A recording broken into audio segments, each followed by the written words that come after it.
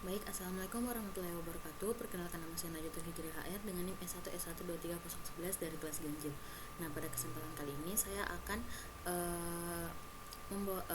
mempresentasikan atau mempraktikkan materi persoalan pre-processing sampai scaling, di mana tugas ini merupakan tugas materi keempat.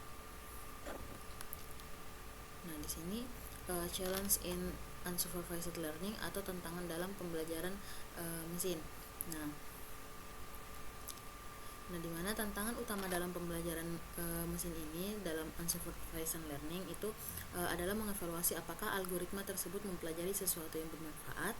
Algoritma pembelajaran tanpa pengawasan atau algoritma unsupervised learning itu biasanya diterapkan pada data yang tidak mengandung informasi label apapun. Nah, sehingga kita tidak tahu apa output yang tepat seharusnya. Jadi oleh karena itu sangat sulit untuk mengatakan apakah suatu model bekerja dengan baik. Misalnya algoritma pengelompokan hipotesis, kita dapat mengelompokkan semua gambar yang menunjukkan wajah dan profil dan semua gambar wajah penuhnya. Nah, ini tentu saja merupakan cara yang mungkin untuk membagi kumpulan gambar wajah orang.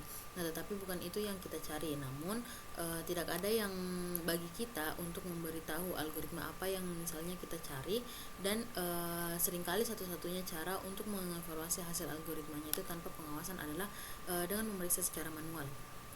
Nah, akibatnya algoritma tanpa pengawasan atau algoritma unsupervised ini sering digunakan untuk pengaturan eksploratif ketika seseorang ilmuwan data ingin memahami data dengan lebih baik. Nah, daripada sebagai bagian dari sistem otomatis yang lebih besar, aplikasi umum lainnya untuk algoritma unsupervised learning ini adalah sebagai langkah pra pemrosesan untuk algoritma unsupervised learning. Nah, mempelajari representasi data yang baru kadang dapat meningkatkan akurasi algoritma dengan unsupervised learning ini. Nah, atau dapat mengurangi konsumsi memori dan waktu. Nah, sebelum kita melanjut tentang algoritma unsupervised ini, kita akan membahas secara singkat beberapa metode pra pemrosesan sederhana. Nah, yang sering berguna meskipun pra pemrosesan dan penskalaan sering digunakan bersamaan dengan algoritma unsupervised learning atau supervised. Nah, metode penskalaan ini tidak memanfaatkan informasi supervised sehingga menjadikan unsupervised. Nah, termasuk pra pemrosesan dan scaling. Nah, pada bab sebelumnya kita itu telah melihat bahwa beberapa algoritma seperti jaringan saraf dan SVM atau neural network dan SVM itu sangat sensitif terhadap scaling data. Nah, oleh karena itu praktik umum adalah menyusun fitur-fitur sehingga representasi yang lebih sesuai dengan algoritma ini. Nah, seringkali ini hanyalah scaling ulang dan pergeseran data per fitur. Nah, di sini ada kodenya, kita bisa coba.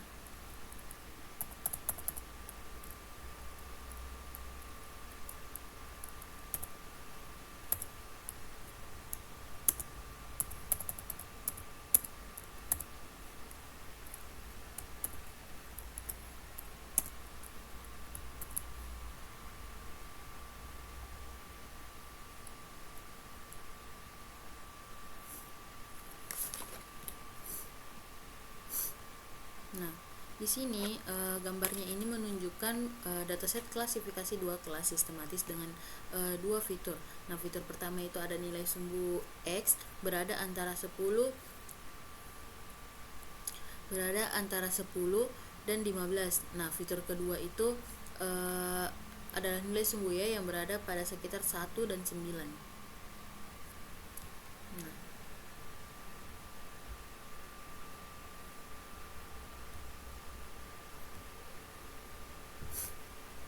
Nah, Keempat plot itu menunjukkan 4 cara berbeda untuk mentransformasikan data yang menghasilkan rentang yang lebih standar. Nah, standar scalar ini di skitlearn memastikan bahwa untuk setiap fitur rata-ratanya adalah 0 dan variannya adalah 1, sehingga semua fitur memiliki besaran yang sama. Namun scaling ini tidak menjamin nilai minimum dan maksimum tertentu untuk fitur-fitur tersebut. Nah, ada robot scaler di mana ini bekerja dengan standar scalar karena memastikan properti statistik dan setiap fitur yang menjamin bahwa fitur-fitur tersebut berada pada skala yang sama atau pada scaling yang sama. Nah, namun robot scaler ini menggunakan median dari kuartil 1 dibanding rata-rata dan varian. Nah, hal ini membuat robot scaler mengabaikan titik data yang sangat berbeda dari yang lainnya. Nah, nanti itu ada seperti kesalahan pengukuran. Nah, titik data yang ini menjadi aneh, itu kita sebut outlier. Nah, itu dapat menyebabkan masalah bagi teknik penskalaan lainnya. Sebaiknya min-max scaler menggeser data sedemikian rupa sehingga semua fitur berada tepat di antara 0 dan 1. Nah, untuk dataset 2 dimensi ini berarti semua data berada tepat di antara 0 dan 1. Nah, dan yang terakhir, normalizer itu melakukan scaling yang sangat berbeda karena dia itu memaksakan setiap titik data sederhana sehingga itu vektor-vektor fitur memiliki panjang audiden. Nah, audiden 1. Dengan kata lain, ini menyaksikan titik-titik data pada lingkaran atau bola dalam kasus dimensi yang lebih tinggi. Nah, dengan jari-jari radius 1 dengan radius 1 ini berarti setiap titik data dilaksanakan dengan angka yang berbeda. Nah, dengan kebalikan dari panjangnya.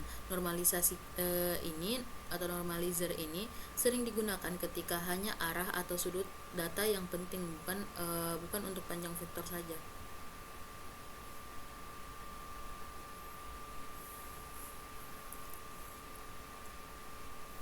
Nah, applying data transformation. Nah, setelah kita melihat apa yang dilakukan berbagai jenis transformasi, di sini kita menerapkan skitlearn. Kita akan menggunakan dataset kanker lebih dari yang bisa kita lihat di sini, di mana metode prapemrosesan ini seperti scalar biasanya diterapkan sebelum menerapkan algoritma supervised machine learning. Nah,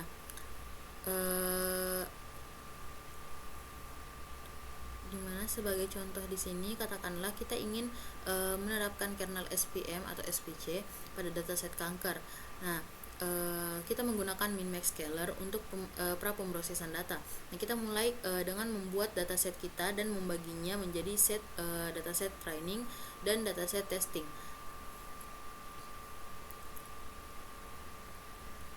Kita saja untuk random stepnya.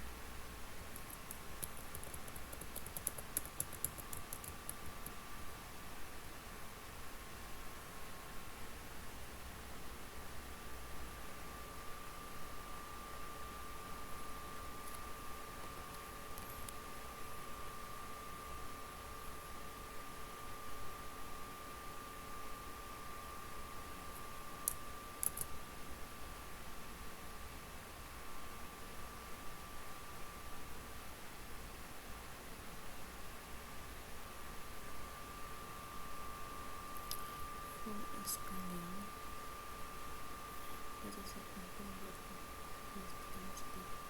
sekalian speed cancel out base cancel extract y test sama train test build Cancel data, insert target, random start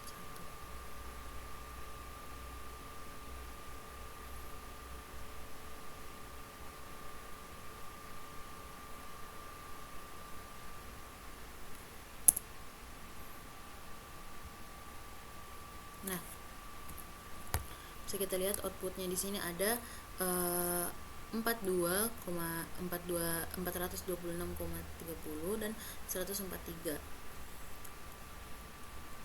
dimana sebagai pengingat dataset itu berisi dari 59 titik data, dimana masing-masing diwakili oleh 30 pengukuran, dan di sini kita membagi menjadi 426 sampel untuk data training dan 143 sampel untuk kita gunakan menjadi data testing. Nah, seperti halnya dengan model supervised. Nah, di sini pertama-tama kita mengimpor kelas terlebih dahulu.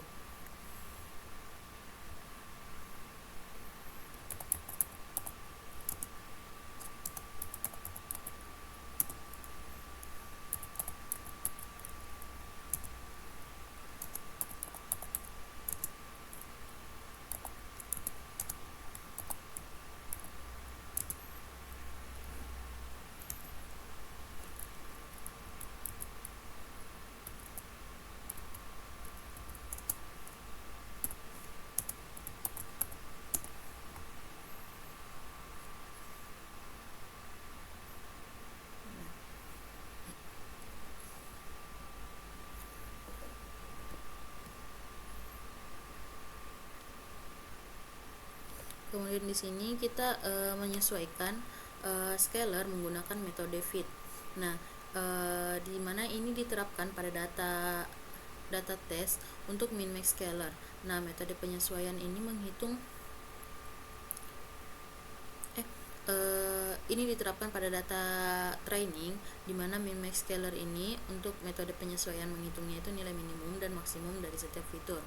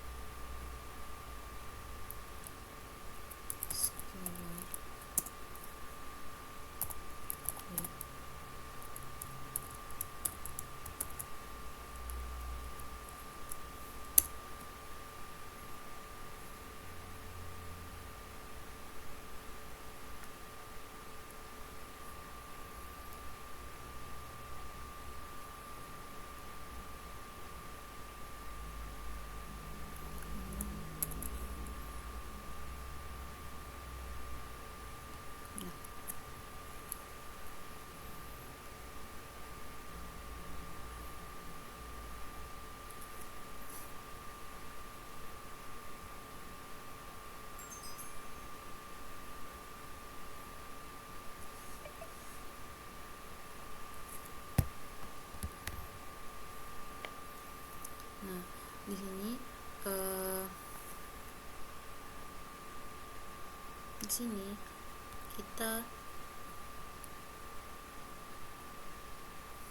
kita menerapkan transformasi yang baru saja kita pelajari. Nah, yaitu ini untuk benar-benar meningkatkan scaling pada data training.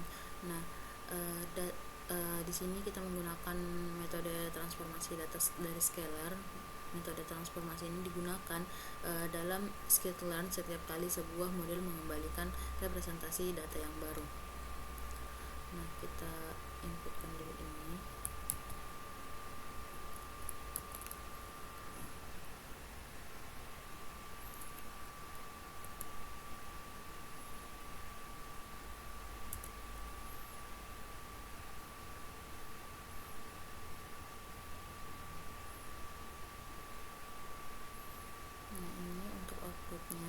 Nah, data yang telah kita transformasikan ini memiliki bentuk yang sama dengan data asli. Nah, fitur-fiturnya ini hanya digeser dan diskalakan, dimana kita dapat melihat bahwa semua fitur sekarang berada di antrian 0 dan 1 sesuai yang kita inginkan. Nah, untuk kita menerapkan SVM, pada data yang telah kita scaling. Nah, kita juga perlu mentransformasikan set data tesnya.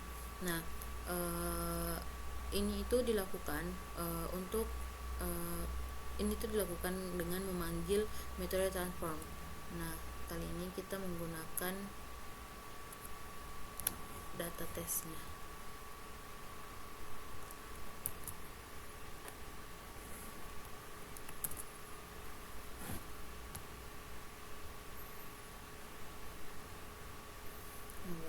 Mungkin di sini bisa kita lihat ini setelah penskalian, nilai minimum dan maksimumnya bukanlah 0 dan 1 lagi, karena beberapa fitur bahkan berada di luar rentang 0 dan 1. Nah, di sini min max scaler dan semua scaling lainnya ini selalu menerapkan transformasi yang persis sama pada saat set pelatihan dan set pengujian, atau set training, pada data set training dan pada data test. Nah, ini berarti metode transformasi selalu mengurangi nilai minimum set pelatihannya dan membaginya dengan rentan set pelatihan yang mungkin berbeda dari nilai minimum dan rentang untuk set tesnya. Scaling training and test data the same way. Nah, di sini kita menguji untuk menerapkan transformasi yang persis sama dengan dataset data pelatihan dan set data ujinya, atau data test dan data trainingnya, agar model supervised ini dapat bekerja dengan baik pada saat kita mengujinya atau pada saat kita mengetesnya.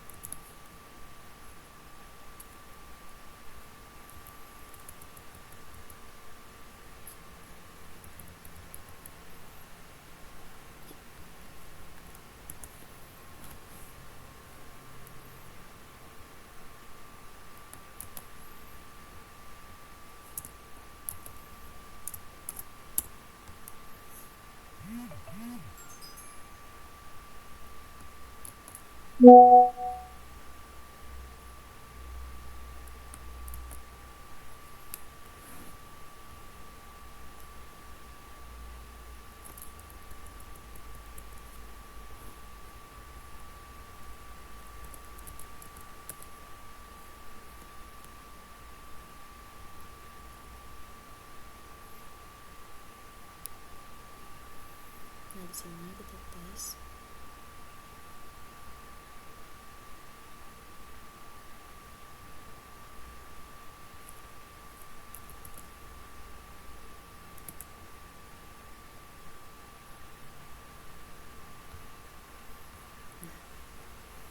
Nah, panel pertama di sini adalah dataset 2 dimensi yang belum di scaling dengan dataset trainingnya. Dengan dataset training.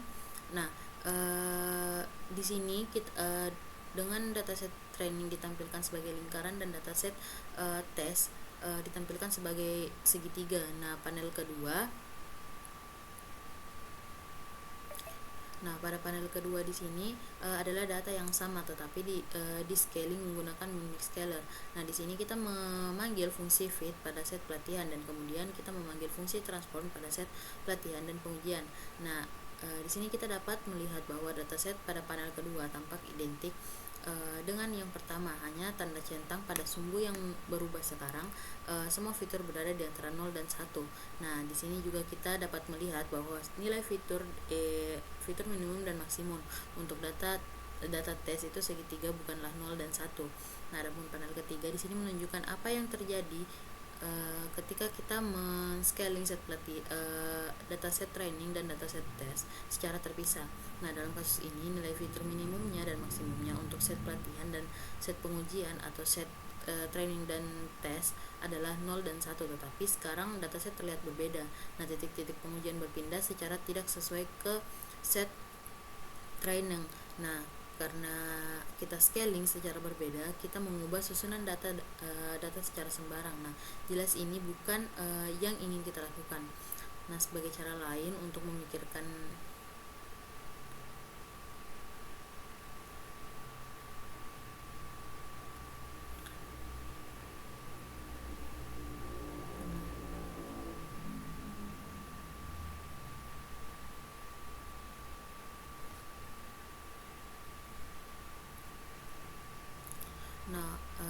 ada jalan pintas untuk yang jelas dan efisien. Nah, di sini kita coba untuk dengannya. Nah, di sini ketika kita ingin menyesuaikan model pada beberapa dataset, kita lalu kita transformasikannya. Ini adalah tugas yang sangat umum yang seringkali dapat dihitung lebih efisien daripada hanya dengan memanggil fit saja.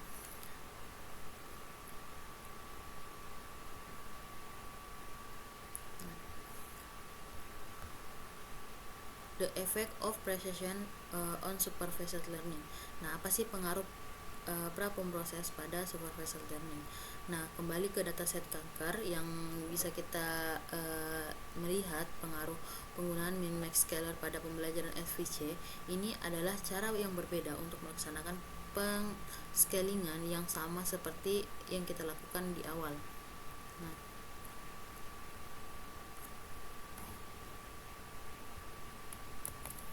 kita bisa cek akurasinya. Nah, akurasinya ini di sini itu 0,63. Mengapa? Karena untuk akurasi pada saat ini itu memang saat itu sangat rendah, namun sekarang kita memakai yang versi terbaru, jadi untuk akurasinya itu jadi meningkat jadi 0,94.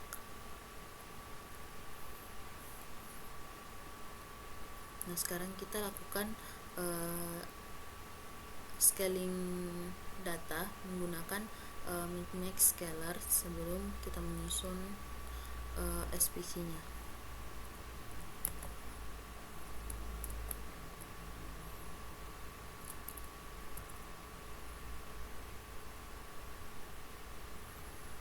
Nah,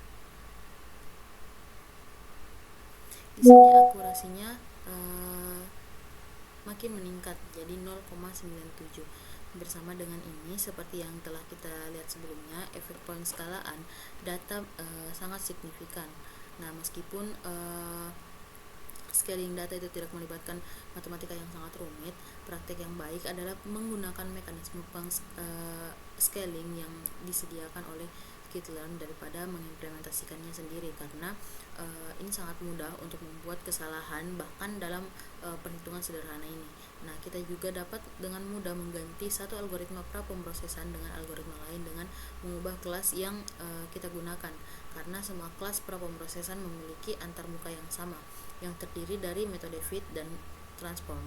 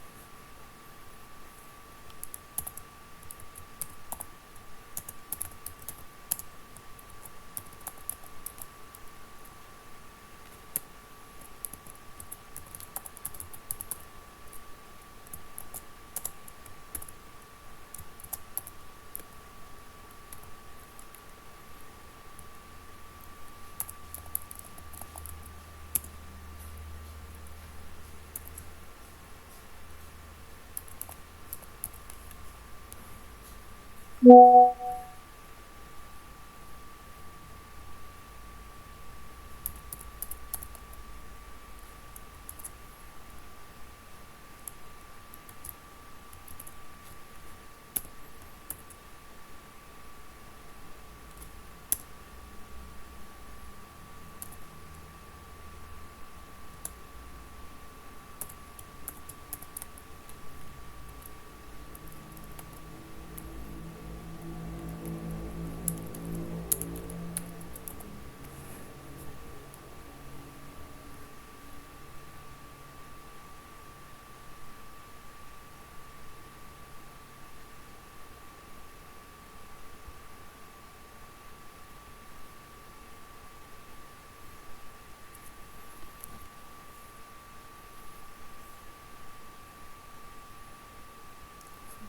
preprocessing, understand Keller,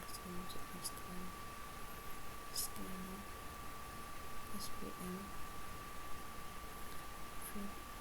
X, train scanner, train.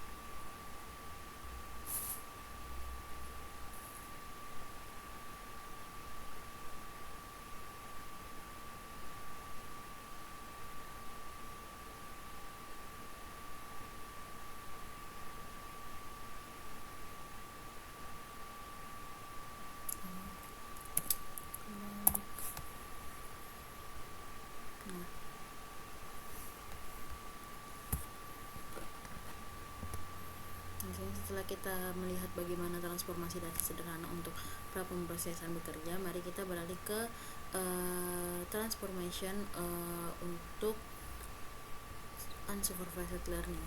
Nah, di sini dimensional, reductional, feature extraction, and manifold learning. Nah, seperti yang telah kita bahas sebelumnya, transformasi data menggunakan unsupervised learning dapat memiliki banyak motivasi.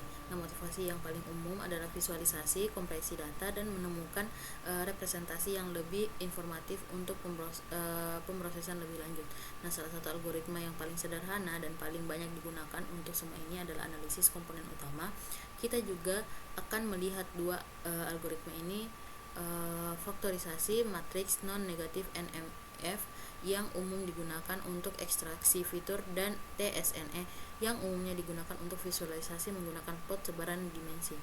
Nah, sini ada Principal Component Analysis atau PCI, analisis komponen utama atau PCA adalah metode yang memutar dataset sedemikian rupa sehingga fitur-fiturnya yang diputar secara statistik tidak berkorelasi. Nah, rotasi ini sering diikuti dengan pemilihan hanya sebagian dari fitur-fitur baru sesuai dengan seberapa penting fitur-fitur tersebut untuk menjelaskan data. Misalnya kita mau mengilustrasikan efek PCA pada dataset sintetis 2 dimensi. Kita cek.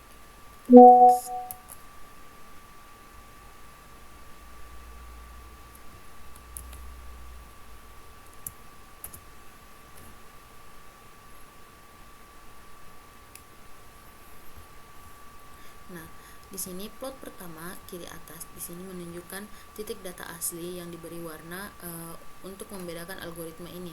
Nah, dimulai dengan menentukan arah variannya, varian maksimumnya yang diberi label komponen 1. Nah, ini adalah arah atau direction dalam dua data yang mengandung sebagian besar informasi. Nah, atau dengan kata lain, arah di mana fitur-fitur tersebut paling berkorelasi satu sama lain. Nah, kemudian algoritma menemukan arah yang mengandung informasi terbanyak sekaligus ortogonal pada sudut-sudut siku-siku terhadap arah pertama.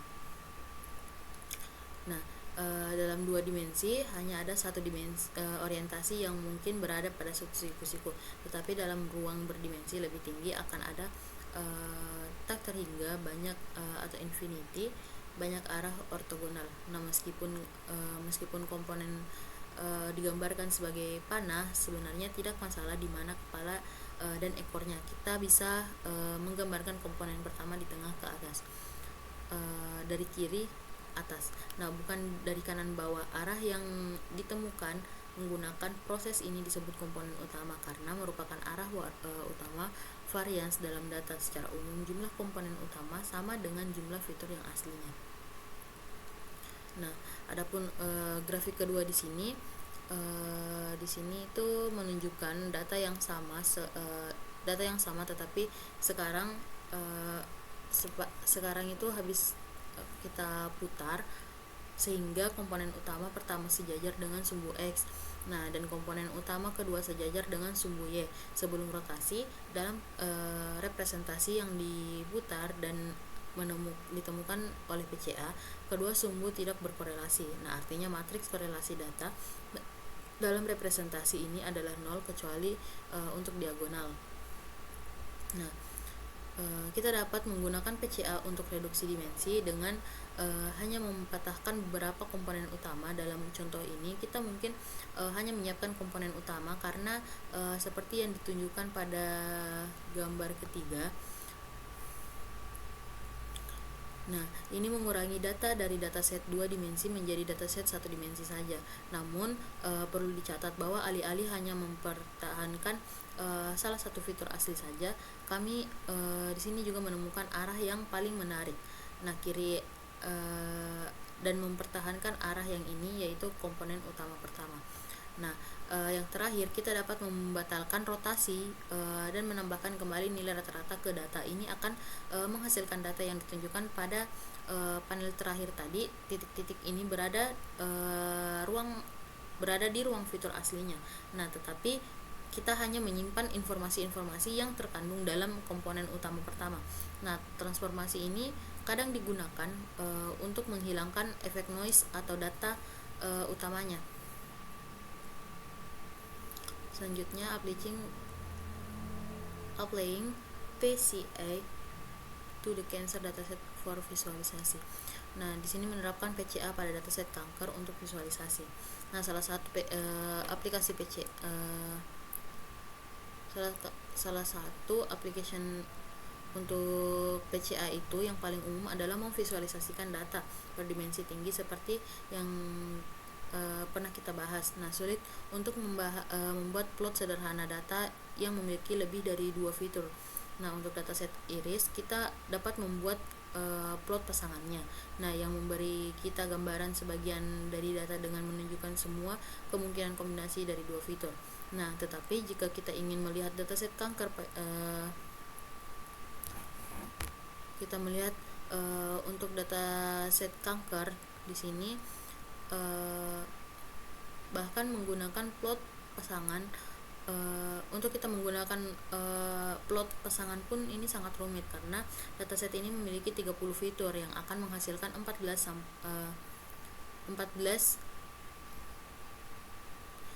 dengan 420 plot sebaran. Kita tidak akan pernah bisa melihat sampai plot ini secara detail karena apalagi 30 plot kita untuk mencoba memahaminya. Nah, nanti itu ada visualisasi sederhana yang dapat kita gunakan, yaitu dengan menghitung histogramnya dari masing-masing fitur untuk kedua kelas. Nah, di sini untuk kelasnya itu kita pisahkan antara kanker jinak dan kanker ganas. Nah, coba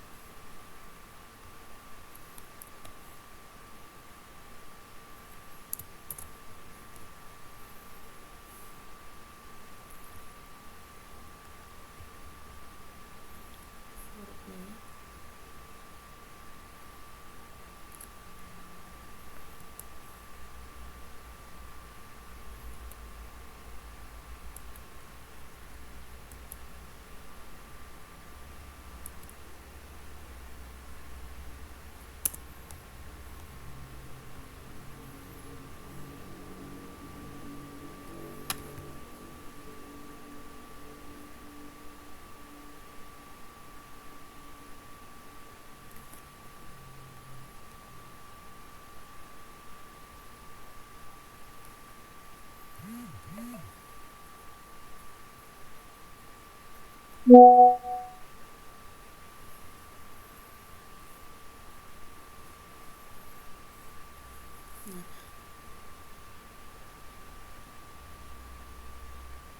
namanya di sini kita membuat histogram untuk setiap fitur. Nah, menghitung seberapa sering titik data muncul dengan fitur dalam rentan tertentu disebut bin. Nah, setiap plot menggunakan dua histogram. Nah, satu untuk semua titik kelas jinak yang itu biru, dan untuk semua titik kelas dalam kelas ganas itu adalah hijau.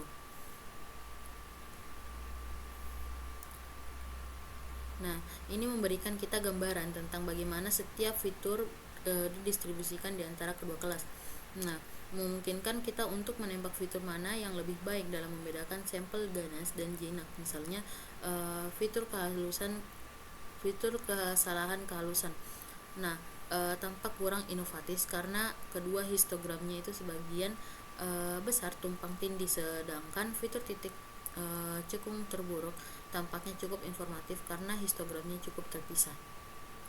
Nah, namun plot ini tidak menunjukkan apapun tentang interaksi antar variabel dan bagaimana interaksi tersebut berhubungan dengan kelas. Nah, dengan menggunakan PCA kita dapat menangkap interaksi utama dan mendapatkan gambar yang sedikit lebih lengkap. Nah, kita dapat menemukan dua komponen utama pertama dan memvisualisasikan data dalam ruang dua dimensi baru ini dengan satu sebaran. Nah, sebelum kita menerapkan PCA, kita melakukan scaling data sehingga setiap fitur memiliki varian unik menggunakan standar Keller.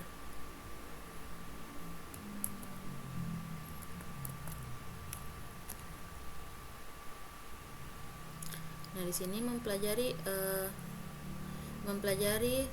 transformasi PCA itu dan menerapkan transformasi praprosesan.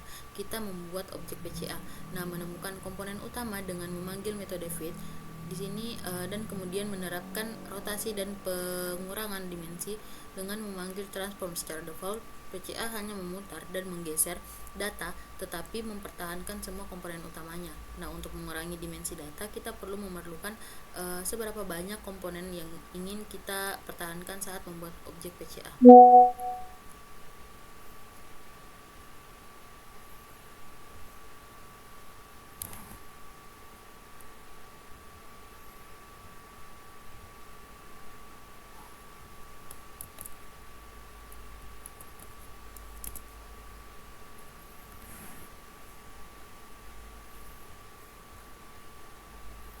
Nah, di sini setelah kita lakukan ini, sekarang kita dapat memplot dua komponen utama pertamanya. Nah, kita tes komponennya.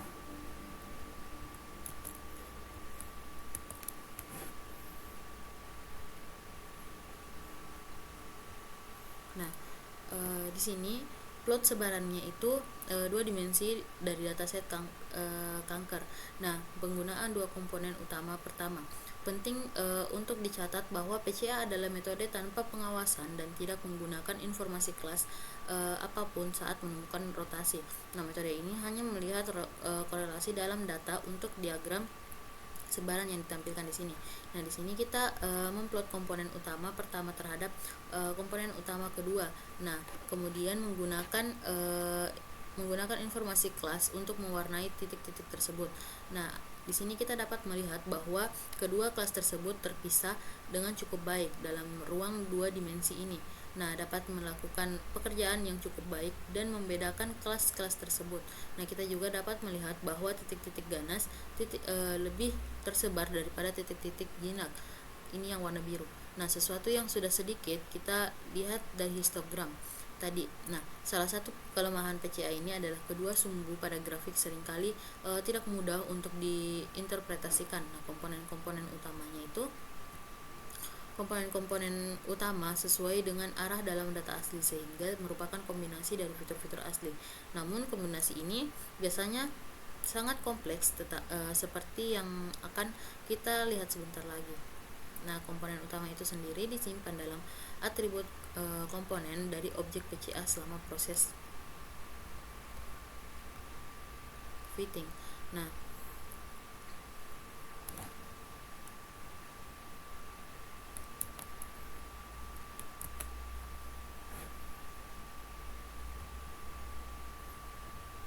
di sini 230 hampir sama, dimana setiap baris dalam komponen sesuai dengan satu komponen utama dan diurutkan berdasarkan kepentingan.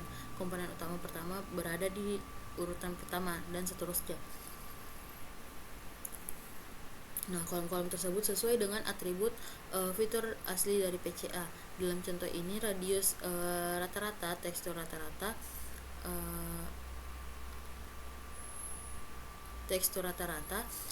dan sebagainya. Di sini kita tes lagi untuk komponennya.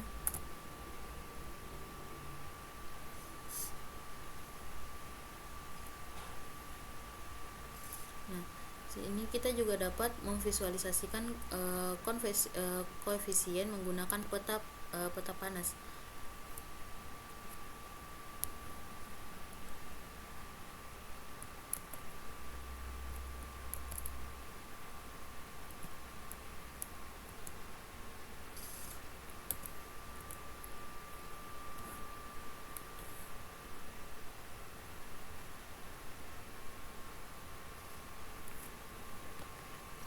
Nah, bisa kita lihat di sini bahwa pada komponen pertama semua fitur memiliki tanda yang sama negatif, tetapi seperti yang telah saya sebutkan sebelumnya, arah panah tidak berpengaruh. Nah, artinya terdapat korelasi umum antara semua fitur. Nah, jika satu pengukuran tinggi, kemungkinan pengukuran lainnya juga akan tinggi. Komponen kedua memiliki tanda yang beragam, dan kedua komponen tersebut melibatkan semua fitur.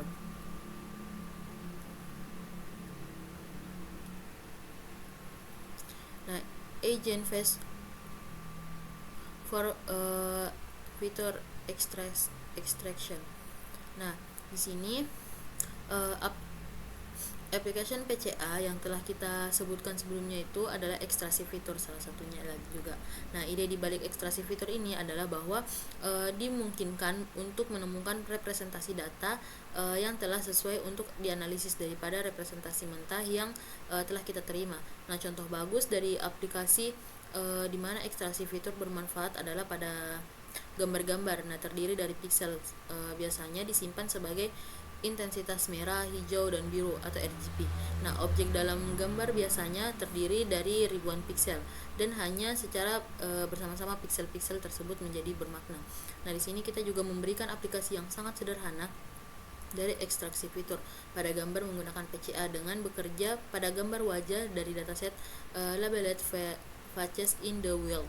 Nah, dataset ini berisi gambar wajah selebriti yang diunduh dari internet dan mencakup wajah-wajah polisi, penyanyi, aktor dan atlet dari awal tahun 2000-an. Nah, di sini kita menggunakan versi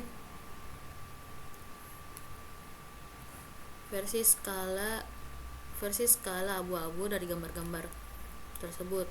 Nah, nanti kita akan memperkecil ukurannya untuk pra pemrosesan yang lebih cepatnya nanti. Di sini subplot.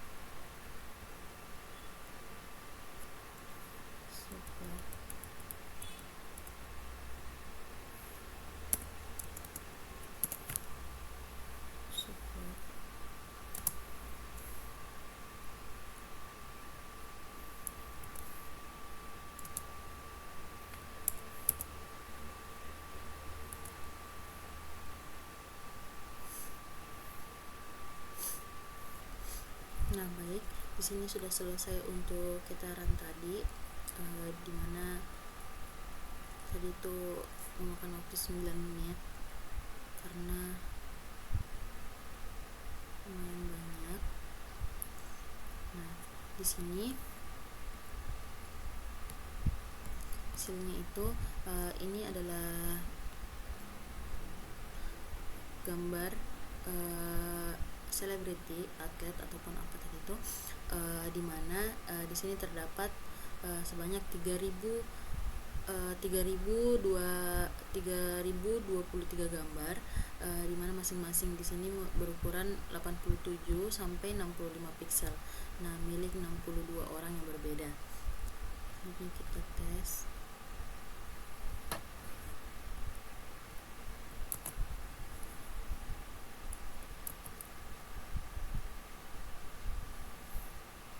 Nah, di sini datasetnya ini agak timpang karena berisi banyak gambar George W. Bass dan Colin Powell, seperti yang bisa kita lihat di sini.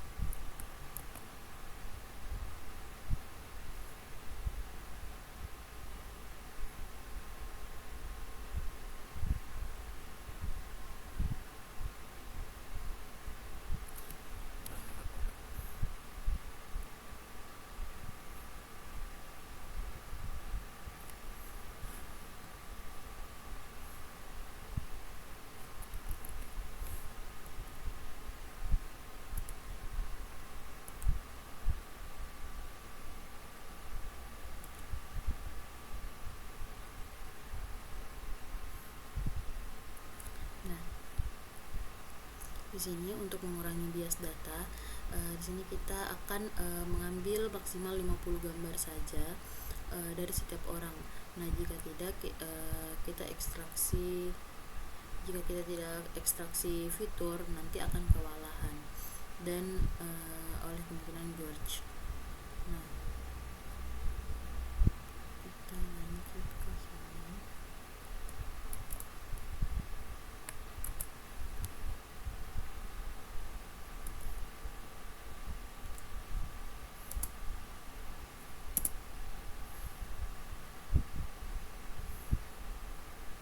Di sini tugas umum dalam pengenalan wajah itu adalah menyatakan apakah wajah yang belum pernah dilihat sebelumnya milik seseorang, orang yang dikenal dari sebuah basis data ini memiliki aplikasi dalam koleksi foto, media sosial, aplikasi media, dan keamanan. Nah, salah satu cara untuk mengatasi masalah ini adalah dengan membangun sebuah pengklasifikasian di mana setiap orang merupakan kelas terpisah, namun biasanya ada banyak perbedaan orang yang berbeda dalam basis data wajah, dan sangat sedikit gambar orang yang sama, yaitu sangat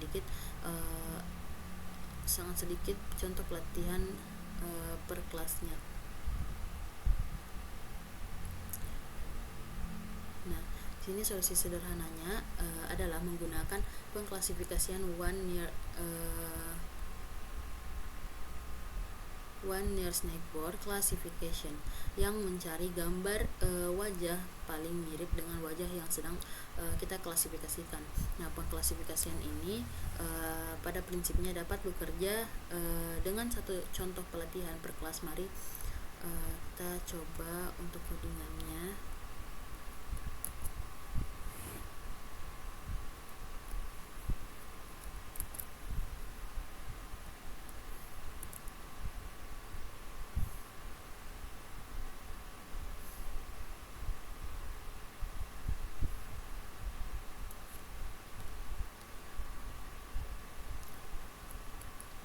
Nah, di sini kita memperoleh akurasi sebesar 22% yang sebenarnya tidak terlalu buruk untuk masalah klasifikasi. Nah,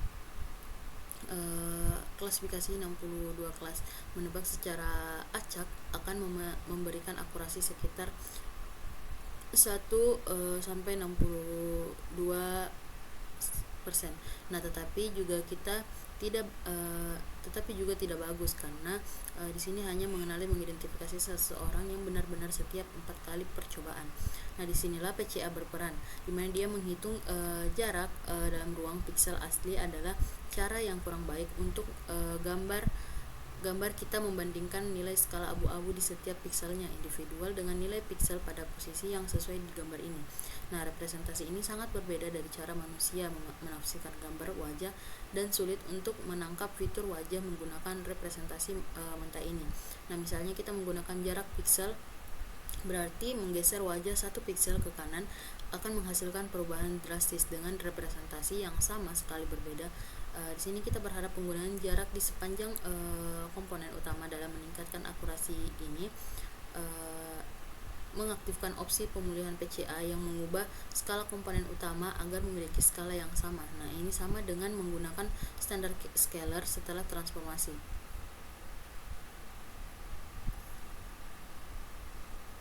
Pemutihan juga tidak hanya berarti memutar data, tetapi juga mengubah skalanya sehingga panel tengah menjadi lingkaran, bukan menjadi elips. Untuk memvisualisasikan PCA-nya.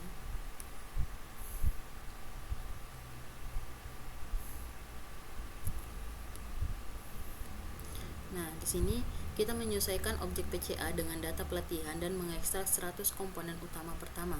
Nah, kemudian di sini kita mentransformasikan data tes dan data uji, data tes dan data training.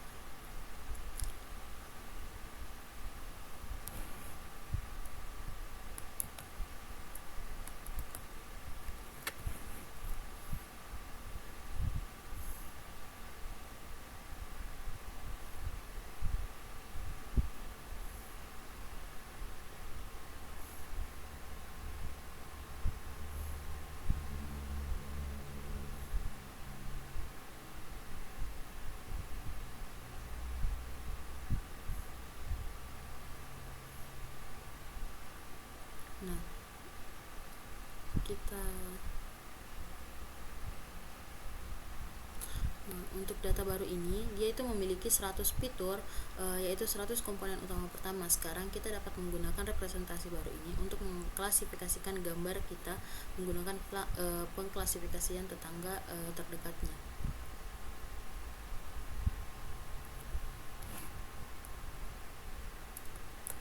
Kita cek akurasinya. Nah, di sini akurasinya itu cukup meningkat dari 22% meningkat menjadi 30%. Nah, di sini mengkonfirmasi intuisi kita bahwa komponen utama mungkin memberikan representasi data yang lebih baik lagi. Nah, untuk gambar kita juga dapat dengan mudah memvisualisasikan komponen utama yang ditemukan. Ingat bahwa komponen-komponen tersebut sesuai dengan arah dan ruang inputnya. Nah, ruang input di sini adalah gambar skala abu-abu berukuran 50 kali 37 piksel. Jadi arah dalam ruang ini juga dapat berupa gambar skala abu-abu dengan luas 53 dengan ukuran 50 kali 37 piksel. Nah, di sini bisa kita lihat komponen utama pertama dengan memasukkan data tersebut. Nah, di sini komponen data utamanya 100.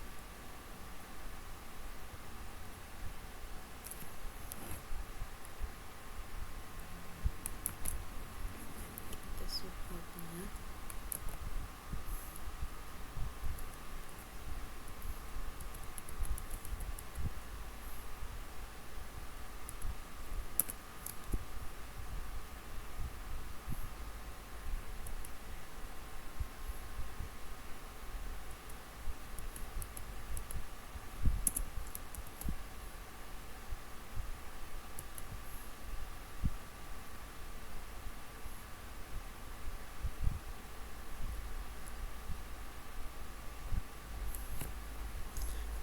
Meskipun kita tentu tidak dapat memahami semua aspek dari komponen-komponen ini, kita dapat menebak aspek mana yang dari citra wajah yang ditangkap oleh beberapa komponen tersebut.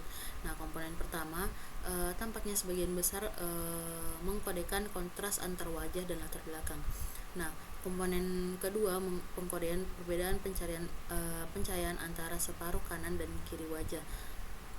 Nah, dan seterusnya. Meskipun representasi ini sedikit lebih semantik daripada nilai piksel merah, representasi ini masih cukup jauh dari bagaimana manusia mungkin mempresentasikan wajah, karena model PCA didasarkan pada piksel, keselarasan wajah, posisi mata, dagu, dan hidung. Nah, jadi dari pencahayaan keduanya memiliki pengaruh kuat pada seberapa mirip dua gambar dalam representasi pikselnya. Tetapi keselarasan dan pencahayaan mungkin bukan hal pertama yang akan dipresentasikan atribut tersebut, seperti usia, jenis kelamin, ekspresi wajah, dan gaya rambut, yang merupakan atribut yang sangat sulit disimpulkan dari intensitas piksel. Penting untuk diingat bahwa algoritma sering menafsirkan data, terutama data visual seperti gambar, yang sangat familiar bagi manusia dengan cara yang sangat berbeda dari cara manusia menafsirkannya.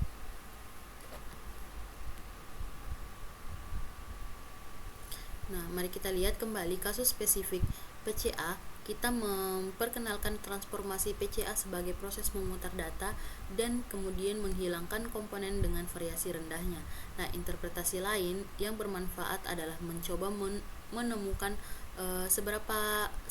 beberapa angka nilai fitur baru seperti rotasi PCA, sehingga kita dapat mengekspresikan titik tes sebagai jumlah terimbang dari komponen utamanya.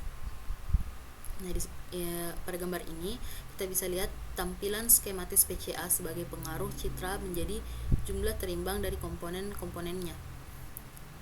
Nah, di sini X0, X1, dan seterusnya adalah komponen-komponen utama untuk titik data ini. Dengan kata lain, ini adalah representasi gambar yang ruangnya diputar.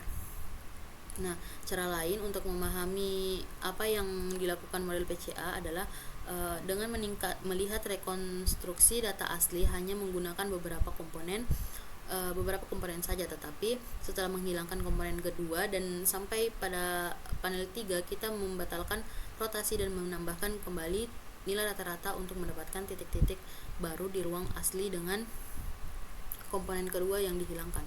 Nah, seperti yang ditunjukkan pada panel terakhir, kita dapat melakukan transformasi serupa untuk wajah dengan mengurangi data yang hanya menjadi beberapa komponen utama dan kemudian memutar kembali ke ruang asli. Nah, pengembalian ke ruang asli ini dapat dilakukan menggunakan metode inverse transform. Di sini kita memvisualisasikan rekonstruksi seberapa wajah menggunakan 10, 50, 100 hingga 500 atau 2000 komponen. Nah, bisa kita coba data train test untuk initiate.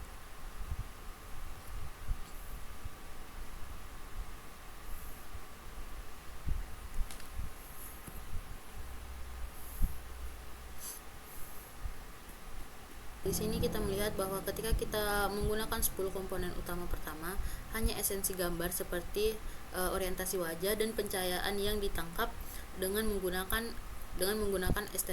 menggunakan semakin banyak komponen utama, semakin banyak detail dalam gambar yang dipertahankan. Hal ini sesuai dengan keperluasan penjumlahan pada gambar. Nah, untuk mencakup semakin banyak suku dengan menggunakan komponen sebanyak jumlah piksel, berarti kita tidak akan membuang informasi apapun. Nah, kita juga dapat mencoba menggunakan PCA. Menggunakan PCA untuk memvisualisasikan semua wajah dalam dataset dalam plot sebaran menggunakan dua komponen utama pertama dengan kelas yang diberikan berdasarkan siapa yang ditampilkan dalam gambar.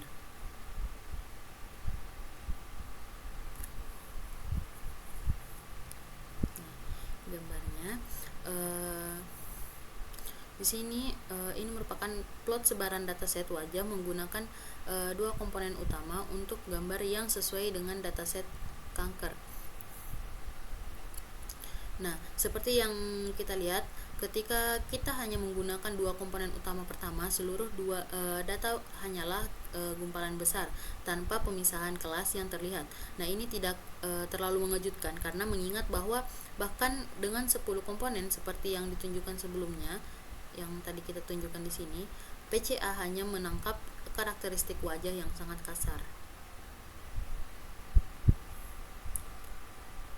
Nah, selanjutnya non-negative matrix factorization atau NMF. Nah, faktorisasi matriks non-negatif adalah algoritma pembelajaran atau algoritma unsupervised learning yang lain bertujuan untuk mengekstrak fitur-fitur yang berguna. Nah, cara kerjanya ini mirip dengan PCA dan juga dapat digunakan untuk pengurangan dimensi. Seperti pada PCA, kita mencoba untuk menulis setiap titik data sebagai jumlah tertimbang dari beberapa komponen. Nah, seperti yang diilustrasikan tadi, tetapi sementara pada PCA kita menginginkan komponen yang ortogonal dan yang menjelaskan sebanyak mungkin variasi data pada NMF. Kita menginginkan komponen dan koefisien non-negatif, yaitu kita menginginkan komponen kita menginginkan koefisien lebih besar dari atau sama dengan 0. Akibatnya metode ini hanya dapat diterapkan pada data di mana setiap fitur bersifat non-negatif karena jumlah non-negatif dan dari komponen non-negatif tidak dapat menjadi negatif. Nah,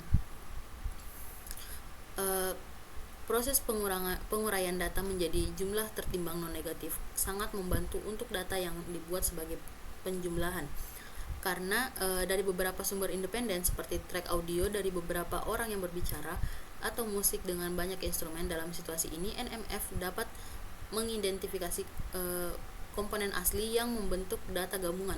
Secara keseluruhan, NMF ini menghasilkan komponen yang lebih mudah diinterpretasikan daripada PCA karena komponen-komponen dalam koefisien negatif dapat menyebabkan efek pembatalan yang sulit dipresentasikan. EG-phase misalnya mengandung bagian positif dan negatif, dan seperti yang telah kami sebutkan dalam deskripsi PCA, tandanya sebenarnya arbiter. Sebelum kita menerapkan NMF pada dataset wajah, mari kita tinjau kembali secara singkat data sintetisnya. Nah, applying NMF to cytenic data. Nah, sintesis berbeda dengan saat menggunakan PCA. Kita perlu memastikan bahwa data kita bernilai positif agar NMF dapat beroperasi pada data tersebut. Ini berarti letak dan relatif terhadap titik asal 0,0 sangat penting bagi NMF. Oleh karena itu dapat kita menganggap komponen non-negatif yang diekstrak sebagai arah dari 0,0 menunjuk data. Nah, kita mau coba ini di mana di sini hasil NMF-nya pada data mainan 2 dimensi. Nah, di sini ada komponen yang ditemukan melalui faktorisasi matriks non-negatif dan 2 komponen dari 1 komponen. Nah, untuk NMF dengan 2 komponen seperti yang ditunjukkan di sini, jelas bahwa semua titik dalam data ditulis secara kombinasi positif dan kedua komponen tersebut jika terdapat cukup komponen untuk merekonstruksi data secara sempurna. Nah, jika kita hanya menggunakan satu komponen, NMF menciptakan komponen yang mengarah ke nilai rata-rata karena mengarah ke sana paling baik menjelaskan data. Kita dapat melihat bahwa berbeda dengan PCA, mengurangi jumlah komponen tidak hanya menghilangkan beberapa arah tetapi juga menciptakan serangkaian komponen yang sama sekali berbeda karena komponen dalam NMF juga tidak diurutkan dengan cara tertentu sehingga tidak ada komponen non-negatif pertama. Semua komponen memainkan peran yang sama. Nah, NMF di sini menggunakan inisialisasi C acak yang dapat menghasilkan hasil yang berbeda tergantung pada sheet acak yang digunakan. Nah, dalam kasus ini relatif sederhana seperti data sintetis dengan dua komponen. Nah, di mana semua data dapat dijelaskan dengan sempurna. Keacakan memiliki sedikit pengaruh meskipun dapat mengubah urutan atau skala komponennya. Dalam situasi yang lebih kompleks mungkin ada perubahan yang lebih drastis. Nah, applying NFF to face image. Nah, wajah sekarang kita terapkan NF pada dataset label face in the wild yang kita gunakan sebelumnya. Nah, parameter utama NF adalah berapa banyak komponen yang ingin kita ekstrak. Biasanya ini lebih rendah daripada jumlah fitur input. Jika tidak, data dapat dijelaskan dengan menjadikan fitur pixel sebagai komponen terpisah. Nah, pertama di sini kita periksa bagaimana jumlah komponen mempengaruhi seberapa baik data dapat direkonstruksi menggunakan NMF. Kita tes dulu.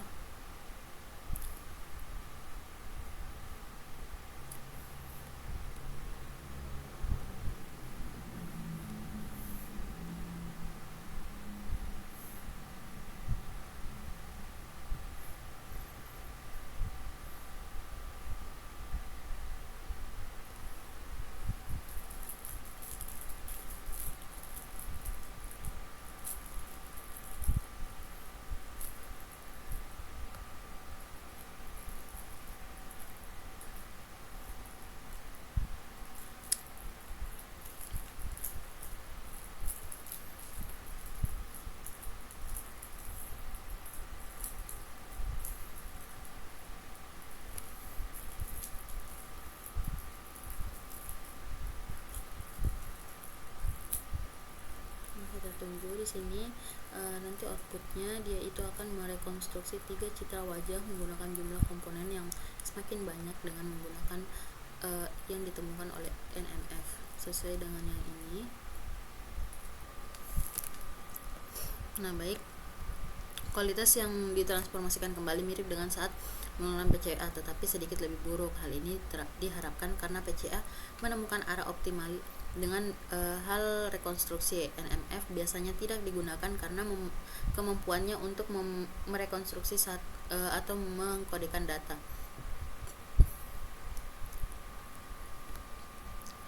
Nah, komponen-komponen ini semuanya positif sehingga lebih menyerupai prototipe wajah daripada komponen yang ditunjukkan untuk PCA. Nah, misalnya kita dapat dengan jelas melihat bahwa komponen 3 menunjukkan komponen 3 di sini menunjukkan wajah yang sedikit diputar ke kanan, sedangkan komponen 7 menunjukkan bahwa wajah yang sedikit diputar ke kiri. Mari kita lihat komponen-komponen ini yang sangat kuat ditunjukkan pada gambar, bukan pada gambar. Nah, ini adalah wajah yang memiliki koefisien besar untuk komponen 3. Nah, yang ini adalah wajah yang memiliki koefisien besar untuk komponen ke-7. Nah, di mana ini seperti yang diharapkan saat wajah memiliki koefisien tinggi untuk komponen 3 adalah wajah yang menghadap ke kanan. Nah, sedangkan wajah yang dengan koefisien tinggi untuk komponen 7 menghadap ke kiri. Seperti yang disebutkan sebelumnya, mengekstrak pola seperti ini paling efektif untuk data dengan struktur adaptif. Nah, termasuk data audio, ekspresi gen, dan teks. Mari kita lihat contohnya. Nah, ini merupakan contoh untuk sumber sinyal asli. Nah, sayangnya di sini kita tidak dapat mengamati sinyal aslinya karena hanya campuran aditif dari ketiganya. Nah, kita ingin memulihkan dekomposisi sinyal campuran menjadi komponen aslinya. Nah, kita berasumsi bahwa kita memiliki banyak cara berbeda untuk mengamati campuran tersebut, misalnya 100 perangkat pengukuran yang masing-masing memberi serangkaian. Nah, ini itu kita dapat menggunakan NMF untuk memulihkan ketiga sinyal tersebut. Nah, di sini sebagai perbandingan, kita juga di sini akan menerapkan PCA. Nah, di sini menunjukkan aktivitas sinyal yang ditemukan oleh NMF dan PCA. Nah, di sini ini merupakan gambar untuk memulihkan sumber campuran menggunakan NMF dan PCA. Nah, gambar tersebut menyatakan menyertakan 3 dari 100 pengukuran dan dari X sebagai efisiensi. Seperti yang kita lihat, NMF melakukan pekerjaan yang sangat cukup baik dalam menemukan sumber aslinya, sementara PCA gagal dan menggunakan komponen pertama untuk menjelaskan sebagian besar variasi dalam data. Nah, perlu diingat bahwa komponen yang dihasilkan oleh NMF tidak memiliki urutan alami. Dalam contoh ini, urutan komponen NMF ini sama dengan sinyal aslinya. Nah, terdapat banyak algoritma lain yang dapat kita gunakan untuk menghasilkan setiap titik data menjadi jumlah tertimbang dari serangkaian komponen tetap. Nah, seperti yang dilakukan PCA dan NMF, membahas semuanya berada di luar ini. Nah, manifold learning with TSN. Nah, meskipun PCA seringkali merupakan pendekatan pertama yang baik untuk mentransformasikan data, di sini sehingga dapat memvisualisasikan menggunakan plot sebaran. Nah, sifat metode tersebut. Nah, rotasi dan kemudian menghilangkan juga membatasi kegunaannya. Seperti yang kita lihat pada plot sebaran data tadi, terdapat kelas algoritma untuk visualisasi yang disebut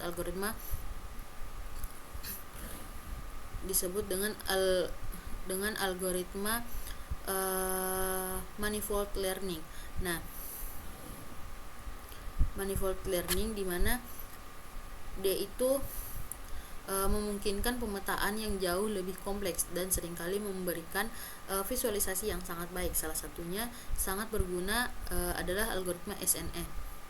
Nah, algoritma manifold learning itu terutama dirujukan untuk visualisasi, sehingga jarang digunakan untuk menghasilkan lebih dari 2 fitur baru.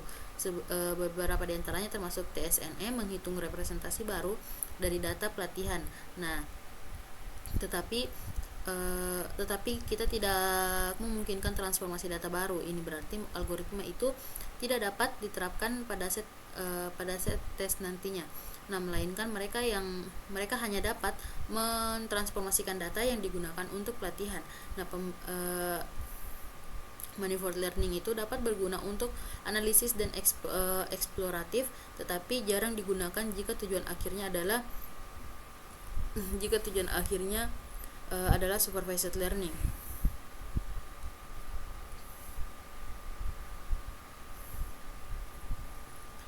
Nah, di sini kita gunakan PCA untuk memvisualisasikan data yang direduksi menjadi 2 dimensi. Kita plot 2 komponen utama pertama dan warnai setiap titik sesuai kelasnya. Nah, di sini kita benar-benar menggunakan kelas angka yang sebarannya sebagai GIF untuk menunjukkan kelas mana yang berada di mana. Nah, angka 0, 6, dan 4 relatif terpisah dengan baik menggunakan 2 komponen utama pertama. Nah, meskipun masih tumpang tindih, sebagian besar angka lainnya tumpang tindih secara signifikan. Nah, di sini selanjutnya kita menerapkan pada dataset yang sama dan membandingkan hasilnya. Nah, karena TSNE tidak mendukung transformasi data baru, kelas TSNE tidak memiliki metode transform sebagai gantinya. Nah, kita juga tidak dapat memanggil metode fit transform yang akan membangun model dengan langsung mengembalikan data yang telah kita transformasi. Nah, ini merupakan gambar plot sebaran dataset angka menggunakan 2 komponen yang ditentukan oleh TSNE.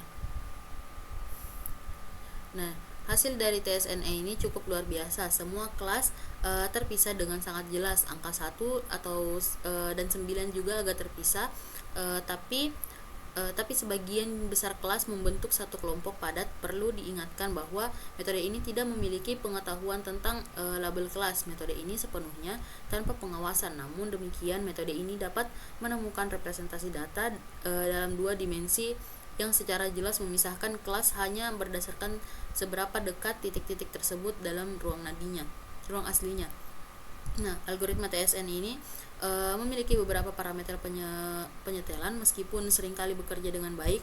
Dengan pengaturan default, kita juga dapat mencoba mengubah perplexity dan early exaggeration, tetapi efeknya juga itu biasanya kecil. Jadi mungkin itu saja materi dari saya dan penjelasan dari saya. Kurang dan lebihnya mohon dimaafkan. Wabillahi taufiq wal hidayah. Wassalamualaikum warahmatullahi wabarakatuh.